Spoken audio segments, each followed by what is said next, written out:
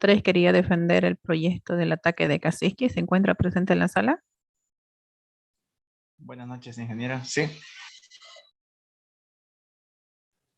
Ok, puede comenzar. Le doy el host.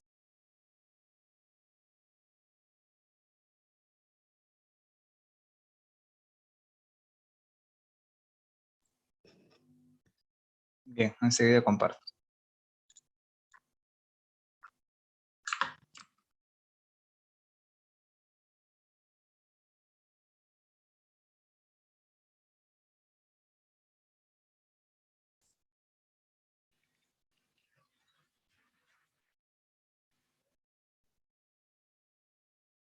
¿Me confirma, ingeniera, si ya está viendo mi pantalla? ¿Se ve?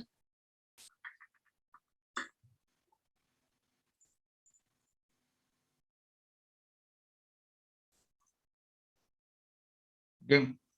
Buenas noches, ingeniera. Buenos días, compañeros presentes. El grupo número 3 va a defender el método Kaczynski. A nosotros nos tocó implementarlo en lenguaje Java.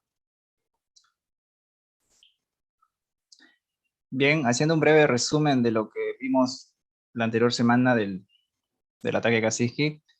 Este consistía en el que teníamos un criptograma y a través de este criptograma, como en este ejemplo, se ven que hay 404 caracteres y de estos 404 caracteres Recording in progress. hay que buscar las palabras repetidas, ¿ya? Las que están marcadas en estos momentos son las palabras repetidas, que aquí abajo se puede visualizar que la palabra GGMP se encontró 3 veces dentro del criptograma, separadas por, como se encontró 3 veces, se marca la separación que existe entre cada una de ellas. Por ejemplo, el GGMP se encontró acá, luego se encontró acá abajo, GGMP, la distancia entre esta con esta son 256, y la siguiente palabra, que la tercera sería esta acá, y la distancia entre esta y esta son 104 posiciones, ¿no? Empezando desde la primera posición donde se encontró. Y así sucesivamente con las demás palabras que se lograron encontrar, ¿no? Mínimamente hay que agarrar, dice la teoría que hay que agarrar mínimamente tres caracteres para realizar la búsqueda. Pueden agarrar 4 o 5, ya depende de cómo les salga las palabras que encuentren repetidas. Y siguiendo con esto, una vez que hemos encontrado las separaciones, tenemos que marcar las separaciones entre todas las palabras repetidas. Aquí hay cinco números, ¿no? Que son las separaciones. De estos 5 números hay que sacar el máximo común divisor de los 5. En este caso, el máximo común divisor es el 4. Y bueno, una vez que ya tenemos el 4, este número 4 hace referencia a que este criptograma está o tiene una clave con una longitud de tamaño 4, ¿no? Eso nos quiere decir el máximo común divisor hasta este momento. Y luego se procede a dividir el criptograma original en subcriptogramas, ¿no? Como pueden ver acá, hay 4 subcriptogramas y cada uno de ellos, como son 4, obviamente esto depende de la longitud de la clave. Si son 5, serían 5 subcriptogramas. Y bueno, para dividir hay que intercalar, ¿no? El carácter P va para el primer criptograma, el B para el segundo, para el tercero, para el cuarto, para el primero, para el segundo, para el tercero y para el cuarto. Y así sucesivamente, ¿no? Y luego de tener esto, hasta aquí acabaría el método Kaczynski, ¿no? Luego de esto procede el método de la regla AEO, pero el método Kaczynski consistía en encontrar la clave, que era lo esencial para seguir avanzando, hasta encontrar la clave.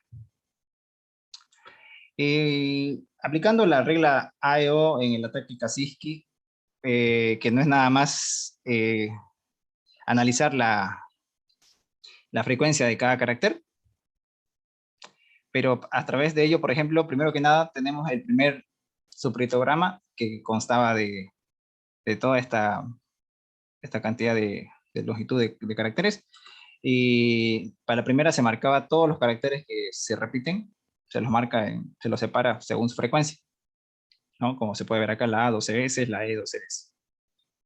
Y así para cada uno de los subcriptogramas. Y una vez hecho eso, se tenía que analizar la diferencia de la distancia que tiene que haber entre la A, la E, la O.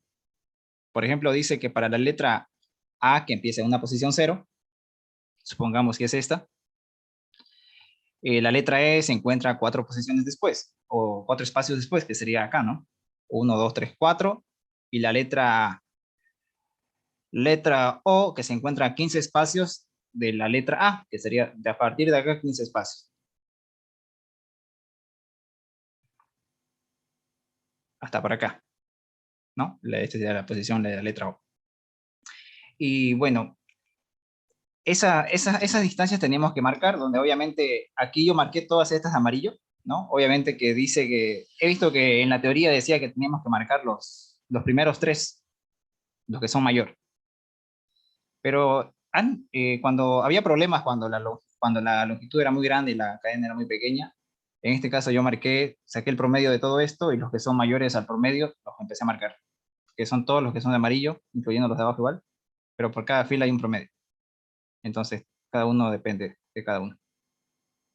Y, y bueno, para que este método sea mucho más eficaz, se podría usar incluso la letra S, que dice que se aplica desde el origen una posición desplegada a 19. Entonces, que si hasta acá era 15, sería 1, 2, 3, 4, ¿no? Y como yo veo que todas las posiciones que marqué, desde la E, la O y la S están marcadas, entonces prácticamente puedo deducir que la letra A, donde se encuentra, cumple con todas las características que nos establece la regla, la A, la E y la O. Entonces, este primer carácter vendría a ser mi, mi primer carácter de la clave, ¿no? Entonces aquí puede ver que el primer carácter marqué la frecuencia de cada uno, el 12, 12, 10, que prácticamente es este 12, 12 y este 10. Y ya tuve que verificar igual el cuarto para estar más seguro, para que sea más eficaz la búsqueda. Y así con los respectivos subcriptogramas, ¿no? Aquí la B que dice que igual se marcó, ¿no? Y bueno, y así sucesivamente. Y al final de cuentas, una vez marcadas todas las posiciones que cumplan esta condición de los desplazamientos marcados, se tendría que encontrar la clave, ¿no? Como en este caso, los que están de verde son la clave. Este de acá, este de acá, este de acá, este de acá, este de acá. Pero hubo un detalle, por ejemplo, al encontrar el último carácter, el 5 y el 13, que ambos cumplen la condición de la que acabamos de mencionar, de las distancias, ambas cumplen con la condición. Entonces la pregunta era, ¿cuál de esas podríamos agarrar? ¿No? Bueno, en este caso, como vimos en la anterior clase, las frecuencias de cada carácter, donde normalmente las que más se repiten son las vocales entre la A y la E, ¿no? Entonces, en todo caso, la que más se repite tendría que ser una de ellas, ¿no? En este caso tomamos la mayor, que sería la 13, la R, porque esta es mucha menor que esta de acá. Entonces, por lo tanto, agarré la R y la clave me dio a ver, y obviamente que ya con eso, introduciendo al criptograma principal, pues se podría hallar el texto descifrado. Y ese era un breve resumen de todo lo que habíamos visto la anterior semana, y aquí tengo algunos resultados de mi programa que hemos hecho con mi grupo, ¿no? Por ejemplo, lo vamos a probar.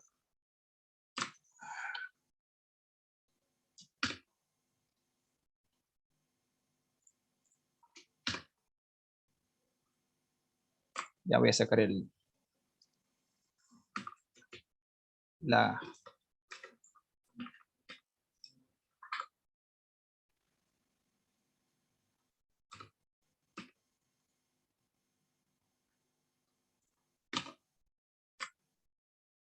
Ya.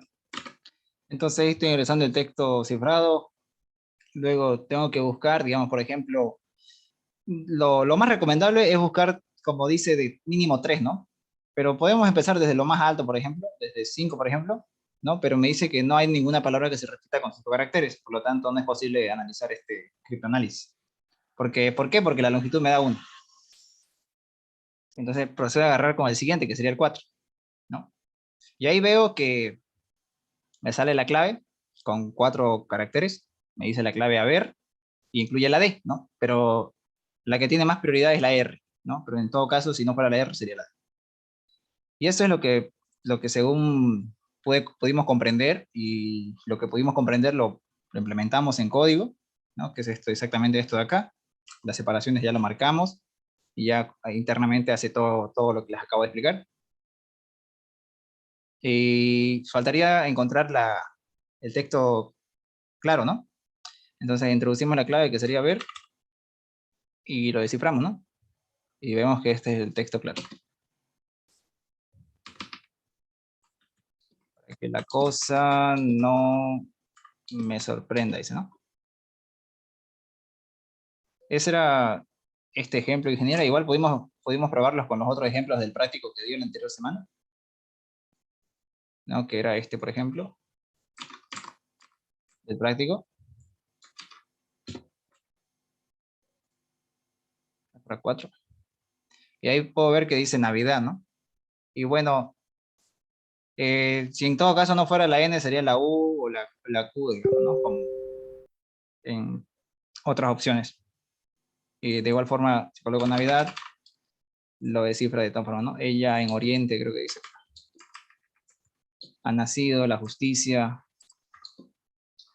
Y lo mismo con el otro subcriptograma. Dice que la clave es cifra, por lo tanto, si activo cifra, de igual forma tendrá que funcionar, ¿no? Dice que Shannon es reconocido por haber fundado, ¿no?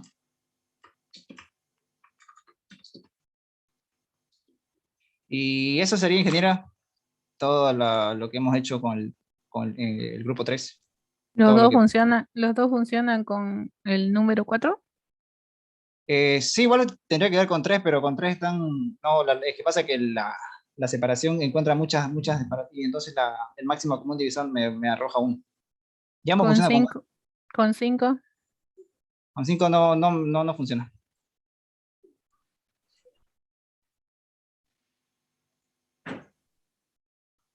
Yo sé, ese número es la cantidad de letras que forman parte de las Son las repetidas, ¿no? sí, mínimo, o sea, agarro mínimamente 6 por cada uno, digamos, mínimo. Lo mínimo que puedo agarrar, digamos, 6, ¿no? Aunque dice que tendría que ser lo mínimo 3, pero en todo caso me fallaba que en el máximo común divisor me arrojaba 1, en algunos casos.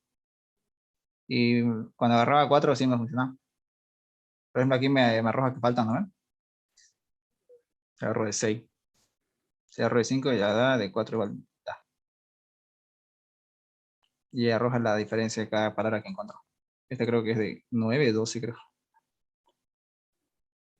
13 caracteres. Y ahí no me está mostrando cuál es el máximo común divisor, ¿no ve? Eso lo tengo internamente, Inge, no lo compartí. Pero según el máximo común divisor sería la longitud de la clave.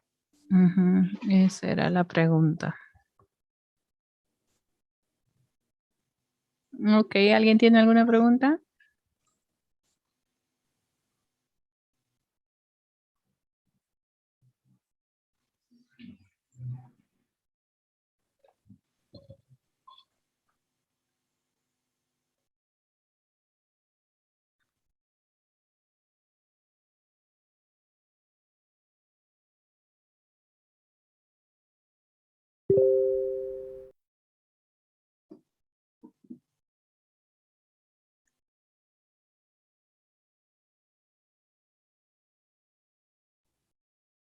Ya, tenemos hasta ahorita, hemos visto varios métodos de cifrado. Ya, nos Dejo falta ver, por favor, deje de compartir. Gracias.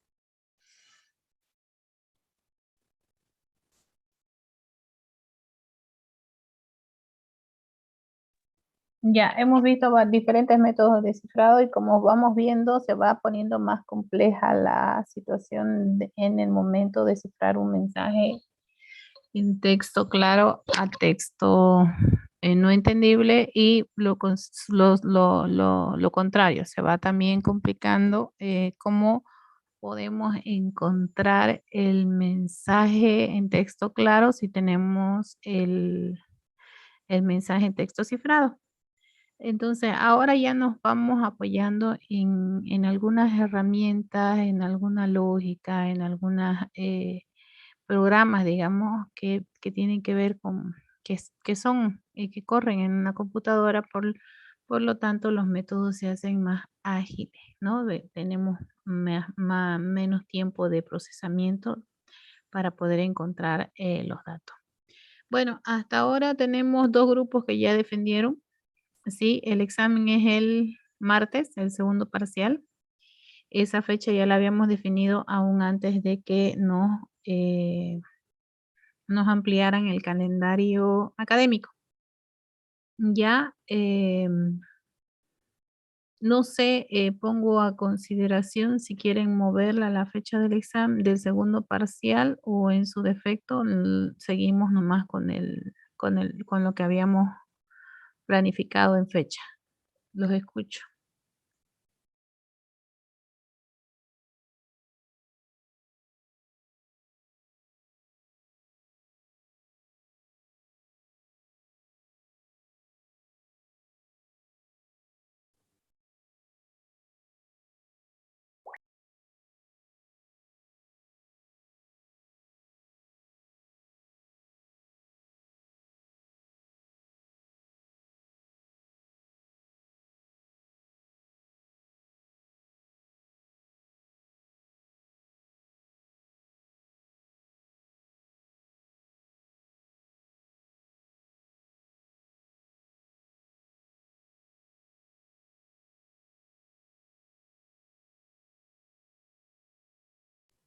Bueno, el silencio otorga, entonces el martes es el segundo parcial.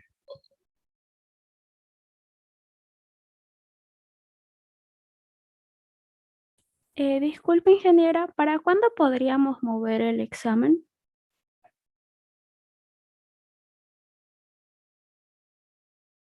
No tenemos muchas fechas posibles. Si no es este 20, tendría que ser una semana o 2 semanas más, el 28 o el 21 de diciembre. Bueno, el 21 es el examen, perdón, el 28 o el 4.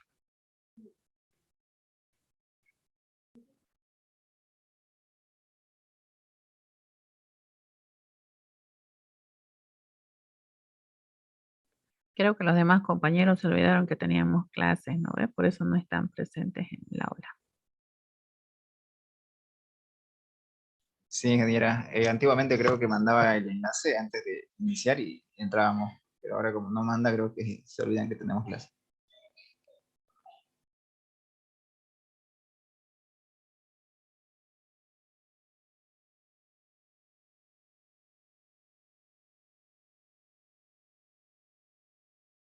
Entonces deberíamos darle tarea por llegar tarde, ¿no ves?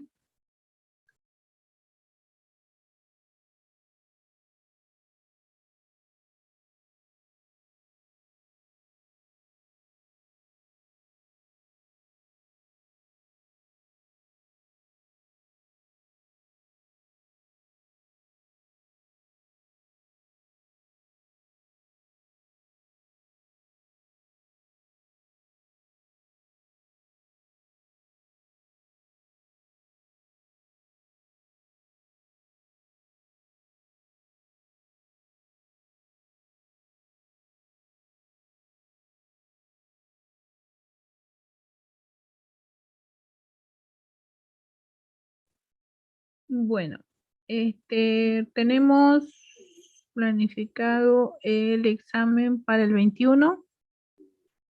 Eh, aquí dicen dos de sus compañeros si podemos moverlo para el 28. No sé si están de acuerdo los que están presentes, por favor me lo hacen saber. De todas maneras, tenemos para avanzar otros métodos de cifrado y vamos a ver el RSA, algún ejemplo de cómo funcionan las funciones hash. Y estoy viendo de ponerles un ejemplo con lo que es el Gamal, que también entraría parte de lo que es criptografía moderna. Ya cómo le va avanzando su proyecto, de eso sí tiene fecha, no creo que lo movamos en segundo proyecto, pero sí podemos mover solamente el segundo parcial. Para el final, ¿cuánto era? Ingeniera, habíamos quedado que solo iban a ser 2 parciales y el proyecto. Cierto, porque los proyectos van con el 50%, ¿sí? A ver. Ya. Ok, entonces el segundo proyecto estaba para el 5 de enero.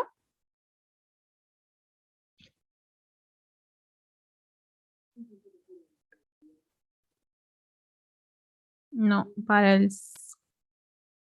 cuándo estaba el segundo proyecto?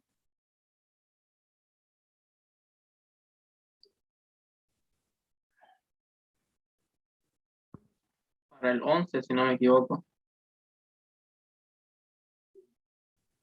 Ya, entonces sí tenemos chance de moverlo el parcial hasta el 30 si quieren.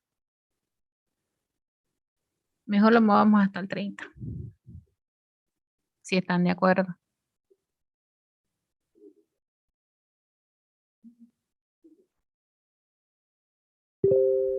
Creo que ya no quieren moverlo hasta el 30. Sí, ingeniera, estaría bien el 30. Está bien el 30, ingeniera. Ok, entonces el 30 vamos a dar el segundo parcial. El segundo proyecto quedaría para la fecha en que ya está, se encuentra publicado en la plataforma el segundo proyecto. Entonces tienen tiempo de ir investigando y viendo qué herramientas pueden utilizar si es que así correspondiera para el segundo proyecto. Ya,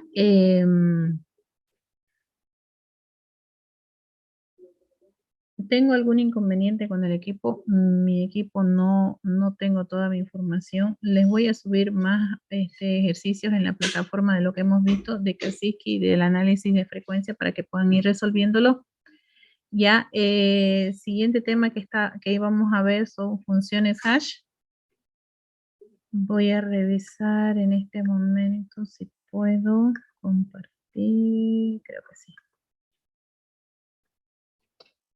Ya, ¿qué son las funciones hash? Las funciones hash o resumen se puede definir como una función que se asocia a un texto o a un archivo o documento electrónico, podemos llamarlo M, de cualquier tamaño que sea representado en bits con una longitud fija y supuestamente único. Esto quiere decir que nosotros podemos sacar, digamos, una función hash, ya sea de un archivo, de un texto, de un documento, y si iniciamos otra vez el proceso para generar una función hash del mismo archivo, del mismo documento o del mismo texto, no va a ser la misma que la anterior que sacamos.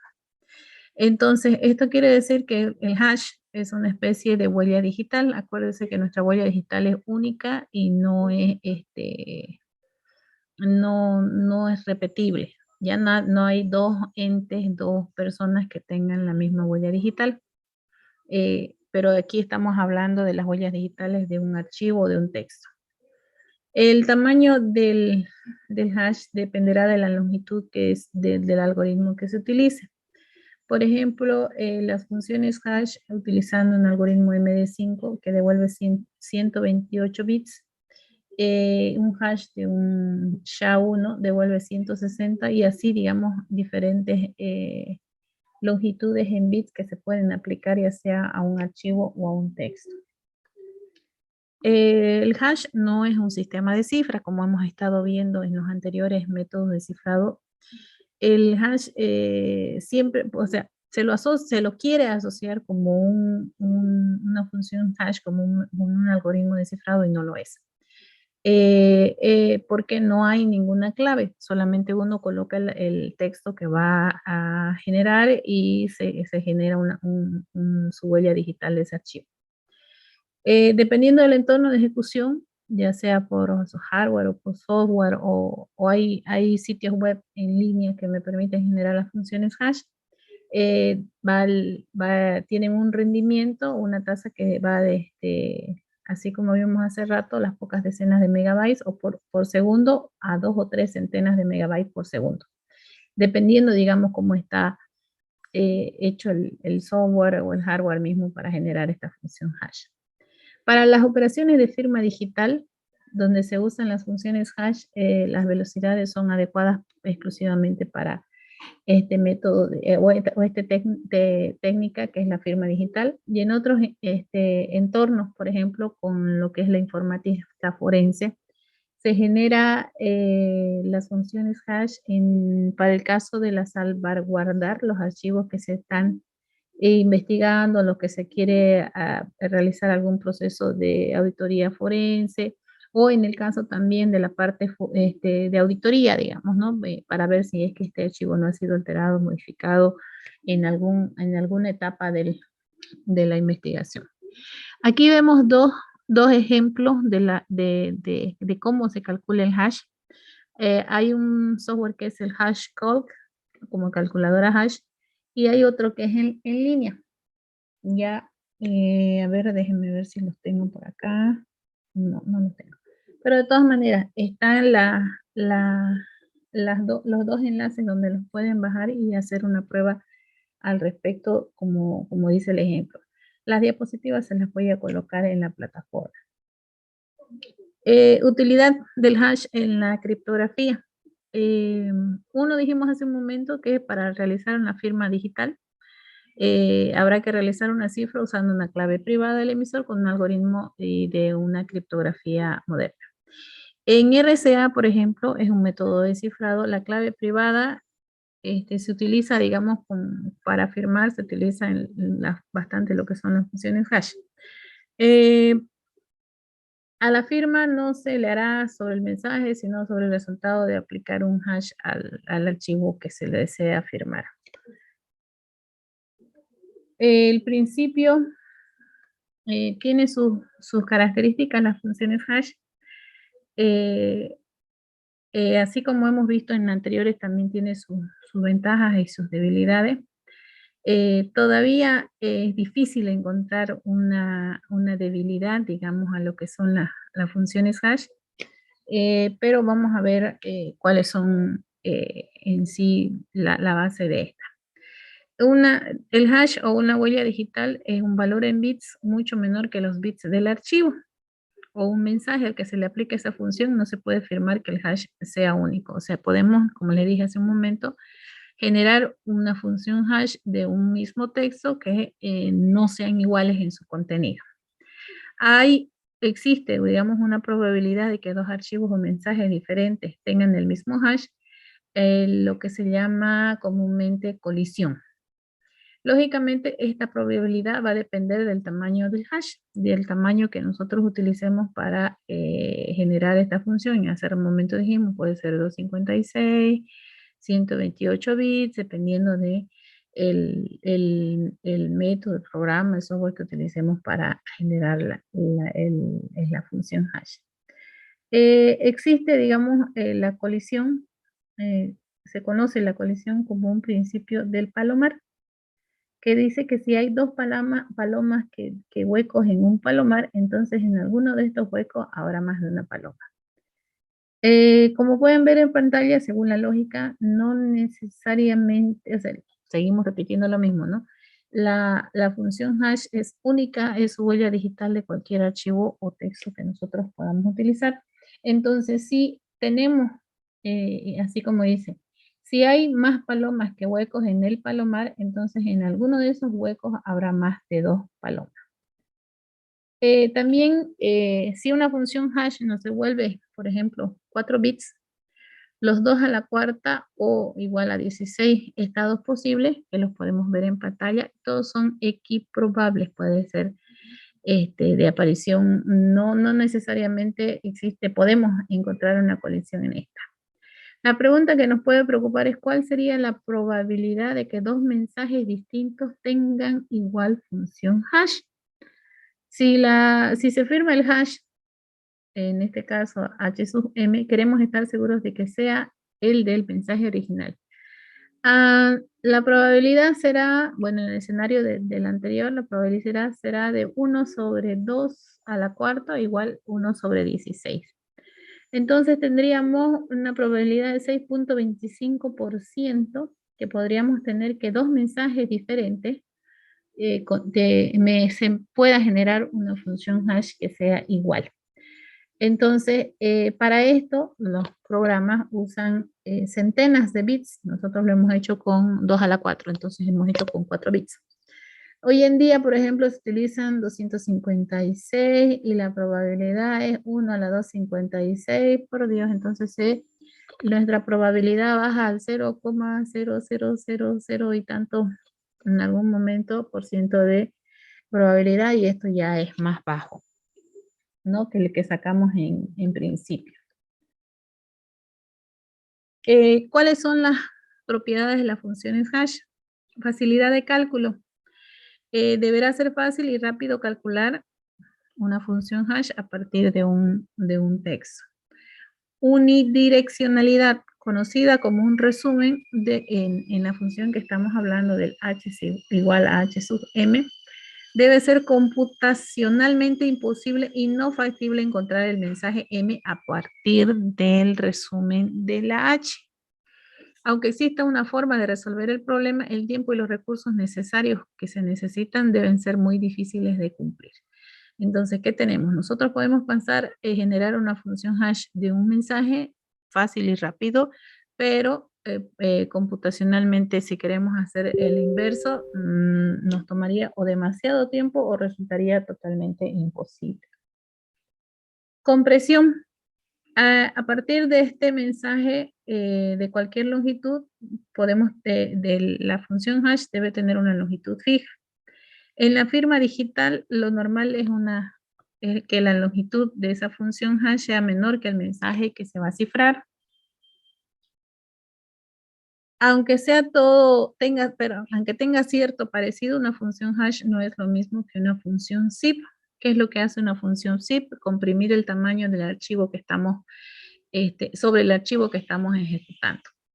Por ejemplo, la función zip recodifica el archivo mediante un codificador óptimo y por tanto optimiza el número de bits comprimiendo el archivo todo lo que puede, usando entre otras cosas la redundancia del lenguaje. En cambio, una función hash devuelve un resumen de longitud fija, ¿no? La longitud va a ser fija para la cantidad de caracteres que nosotros metamos. Mientras más caracteres metamos, igual va a seguir con la misma longitud. Si m tiene menos bits que el resultado del hash, ¿cómo sería el caso del uso de los hashes en contraseñas? Lógicamente no se cumpliría esta propiedad. Las contraseñas, bueno, no son limitadas en la cantidad de caracteres que nosotros podamos colocar en ella. De difusión o efecto de avalancha. El hash debe ser una función compleja de todos los bits del mensaje. Por tanto, si se modifica un solo bit del mensaje, el hash debería cambiar en media la mitad de esos bits. Entonces, como les dije, no la función hash, el resultado, digamos, de aplicar una función hash a un texto o un archivo, no se va a repetir dos veces para el mismo documento o el mismo texto. Ya va a ser diferente. Si le cambio la longitud, va a ser diferente. Si le quito caracteres, va a ser diferente, no va a ser la misma. Vemos en la diapositiva un pequeño ejemplo, entonces ahí vemos que la mitad de los bits, lo que ven con rojo, ha sido modificado porque se ha cambiado la B con la C, ¿ya? Y las dos funciones hash son diferentes, el resultado. No predictibilidad. Una de las fortalezas de las funciones hash reside en la no predictibilidad de salida obtenida o del valor resumen o hash. Entonces volvemos a redundar en esto que la función hash resultado no va a ser la misma si aplicamos dos veces a un archivo o a un texto. Teóricamente una función hash debería comportarse como una función de generación de números aleatorios, conocida habitualmente como un oráculo aleatorio. Especie de caja negra que responde a cada consulta con una respuesta realmente aleatoria, digamos, entonces no necesariamente va a ser la misma. Resistencia a preimagen. Dado que el valor resumen, o sea, la función hash, debe ser computacionalmente imposible de encontrar una preimagen de M. En este caso, M es el texto claro o el archivo que estamos, del que estamos generando su función hash. No se puede encontrar el mensaje M ya una vez puesta la función hash del mismo archivo. O sea, si tenemos la función hash, no vamos a poder encontrar el texto en claro. Ya, la resistencia a primera preimagen depende de la longitud o el resumen proporcionado por la función hash. Mediante técnicas de fuerza bruta, a medida que se podría obtener una preimagen de un hash después de 2 a la n-1 intentos. Por ejemplo, para MD5, el que trabaja sobre 128 bits, tendría un 1701 por 10 a la 38 intentos. Entonces, imagínense la cantidad de veces que tendrían que intentar encontrar o tratar de romper a través de lo que es la fuerza bruta para encontrar el texto o el mensaje en texto claro. Lo mismo para el SHA-1, el SHA-256, dependiendo. Hace un momento hablamos de las colisiones. Una de las características que tiene es la resistencia simple a las colisiones y el objetivo de toda función hash es que sea computacionalmente difícil que se conozca el mensaje de entrada o se encuentre este mensaje de entrada a través de la función hash. Hay que recordar que lo que se firma son los hashes y no los mensajes ni los archivos. La probabilidad de encontrar una segunda preimagen para una función hash es equivalente al encontrar una primera preimagen de 1 entre 2 a la n-1. Por lo tanto, cualquier función hash resistente a una segunda preimagen será resistente también a la primera. Entonces, va dependiendo de la cantidad de veces que queremos intentar encontrar el mensaje M o el texto o el archivo que no hemos cifrado, al que le hemos ejecutado y le hemos sacado una función, un hash. Resistente fuerte a las colisiones. Esto ya lo vimos, creo. Sí. Y tienen como tema de investigación lo que es la paradoja del cumpleaños, que tiene que ver con lo que estábamos hablando de las colisiones o que dos hash sean iguales, pero de archivos diferentes. ¿Tienen alguna pregunta hasta aquí?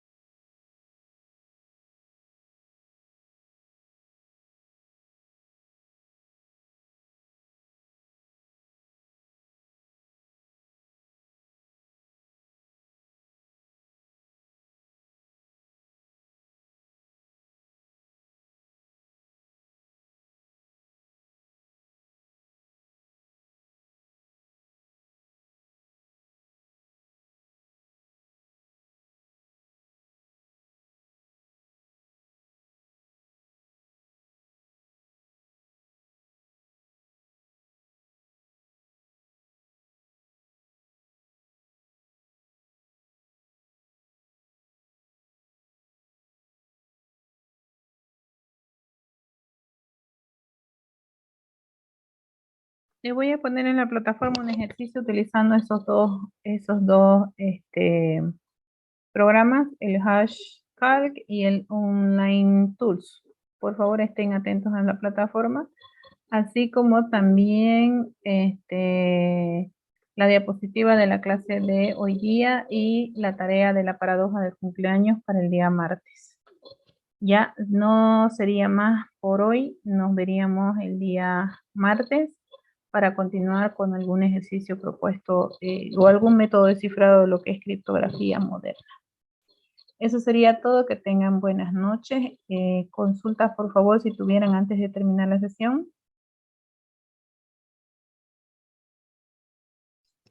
Ingeniera, una consulta. Con el proyecto número 2, prácticamente Ya. ese proyecto son varios puntos que veo que nos tocó a cada uno por grupo. Solamente sería investigar todos esos puntos con algunos con ejemplos basados en ello. Dice en el enunciado, a ver un momentito, por favor.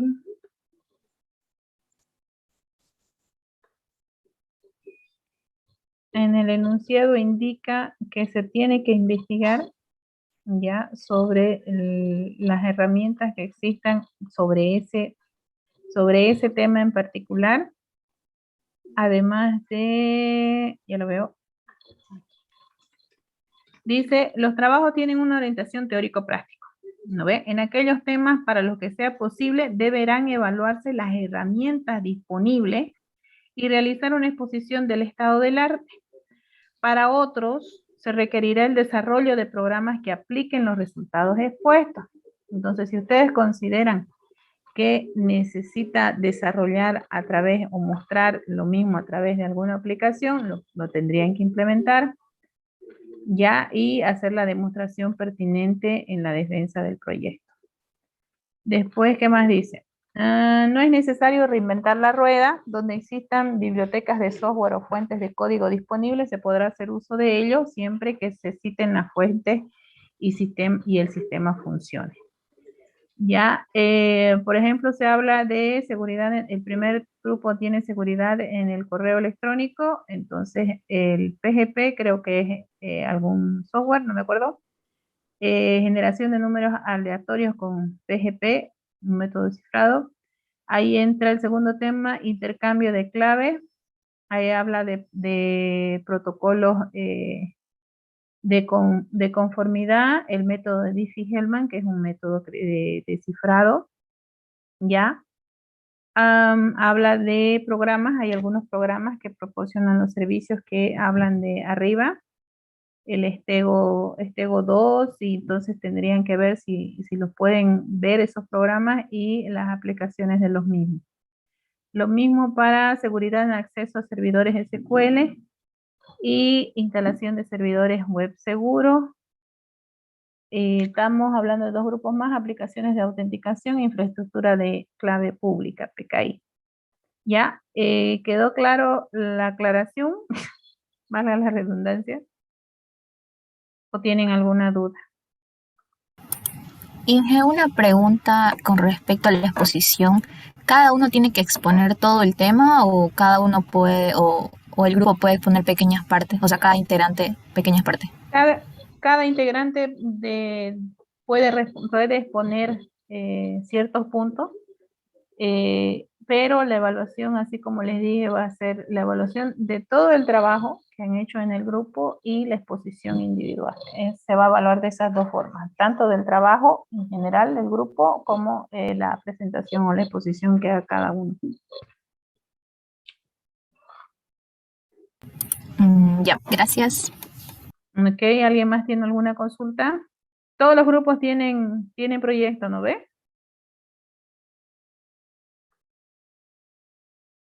O al menos los que están aquí presentes.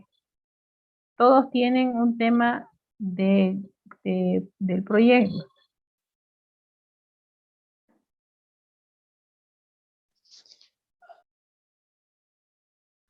Bueno, si no tuvieran un tema del proyecto, favor indicarme para que yo les asigne uno y lo coloque en la plataforma para que todos tengan conocimiento también.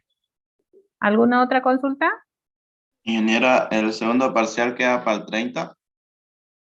Sí, el segundo parcial queda para el 30. Entonces todavía tenemos avance sobre ahorita lo que hemos visto, funciones hash, y unos 2 temas más adicionales la próxima semana.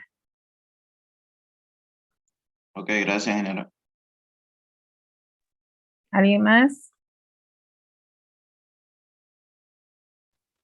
Inge, ¿el orden de los grupos se mantiene el mismo?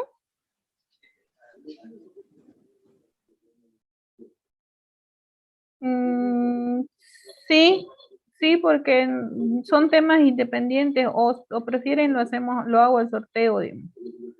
Yo decido qué grupo defiende primero. Les pongo horas. Igual que para la defensa del primer proyecto, les puse horas a los grupos, 1 hora de 10 minutos. En este caso sí vamos a necesitar un poquito más de tiempo para la defensa del segundo proyecto, porque tienen que explicar y tienen que demostrar, digamos, a través de una aplicación si así correspondiera el tema asignado. Entonces la exposición va a ser tanto grupal como individual. Cada persona va a defender su nota. La evaluación va a ser grupal e individual. La presentación del trabajo obviamente es grupal, digamos, cada uno puede tomar un punto y defenderlo o exponerlo.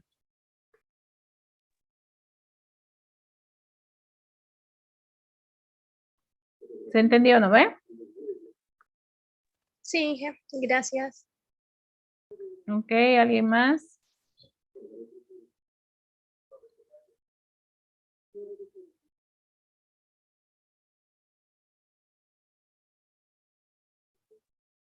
Bueno, entonces si no hay ninguna consulta, nos vemos el martes.